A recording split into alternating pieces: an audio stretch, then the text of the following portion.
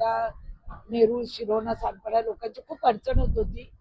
दशविधी क्रिया कुठे करायला जायचं, त्यामुळे गेली 2 वर्ष झाली या प्लॉटवर घाण होती, पाणी, रेती, खडी आणि कुठलीही सुविधा नव्हती. त्यामुळे आम्ही सर्व सुविधा देऊन त्यांना इथे चांगली लोकांना जे येथील सकाळी तर सानपाड्याची लोक होती, परवाच्या दिवशी जवळजवळ 300-400 लोक होती. ते सतत लोक दशविधी क्रिया करायला येतात. काही लोकांचा विरोध होता इथं, पण तो विरोध आम्ही मोडून आज हा प्लॅटफॉर्म तयार करून पाण्याची व्यवस्था, बसण्याची व्यवस्था असं सगळं करून दिलेलं आहे आम्ही. लोकांना अशा चांगल्या कामाला खरं म्हणजे विरोध करू नये, कारण ही सुविधा जी आहे आपल्याला पण एक ना एक दिवस वरती जायचं आहे, दशविधी क्रिया करायची आपली, त्यासाठी सुरक्षित जागा असावी आणि त्यासाठी आपण प्रयत्न करतो.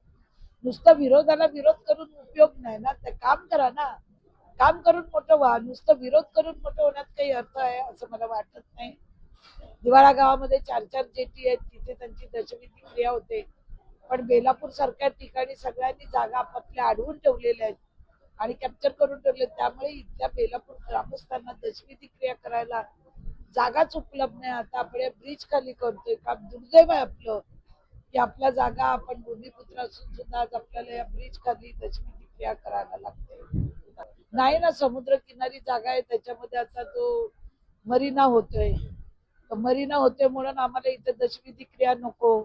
लोकांची जी हाड जी विसर्जन करतात या पाण्यात येतील, मग आम्हाला काहीतरी होईल अशी अंधश्रद्धा काही लोक बाळगू नये म्हणून इथे विरोध करत होते.